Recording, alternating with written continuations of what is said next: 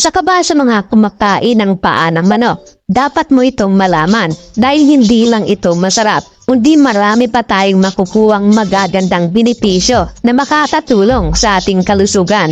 Para sa ilang mga Pinoy, ang pinakamasarap na kainin na parte ng manok ay ang paa nito.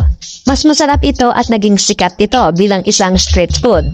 Hindi lamang ito masarap at maraming ring itong health benefits na maibibigay sa ating katawan. Ito ang listahan ng mga magagandang benepisyo na makukuha natin sa pagkain ng paa ng manok. Una, nakakapagpatibay ng buto. Ang pagkain ng paa ng manok ay nakakatulong sa buto ng tao. Nagtataglay ang paa ng manok ng mga mineral katulad ng calcium, collagen at protina. Ang calcium ang kinakailangan ng buto upang maging matibay. Pangalawa, iwas atake sa puso at pagtaas ng presyon. Ang napakalinamnam na pagkain ito ay nagtataglay ng potassium na nakakatulong upang mapababa ang presyon ng isang tao. Pati rin ang collagen na makukuha ay makakatulong din upang makaiwas atake sa puso. Pangatlo, nakakatulong sa malusog na gilagid.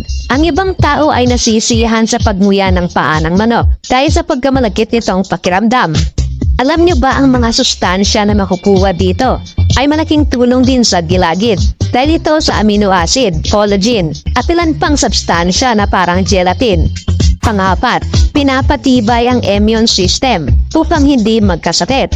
Nakakatulong din ang pagkain ng chicken feet upang hindi magkasakit. Nagtataglay ang paa ng manok ng maraming mineral at tulad ng phosphorus, zinc at copper na nag-iiwas magkaroon ng karamdaman. Panglima, malaking tulong para sa may mga problema sa digestion.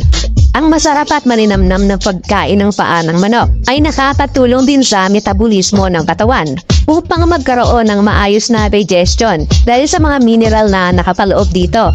Mas mainam din lutuin ito na may sabaw upang mahigop katulad ng tinola.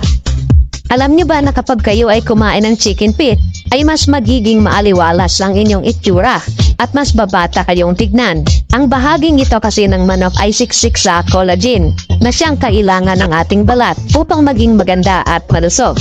Bukod dito ay naayos din ng collagen ang mga dead skin cells. Kaya naman kapag ikaw ay kumain ng chicken feet, para ka na rin kumain ng prutas o gulay dahil tiyak na marirejuvenate ang inyong skin.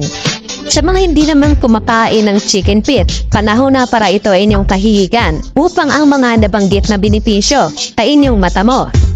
Huwag lang nating sobra ng pagkain ito dahil may kasabihan nga tayo, pag sobra ay masama rin.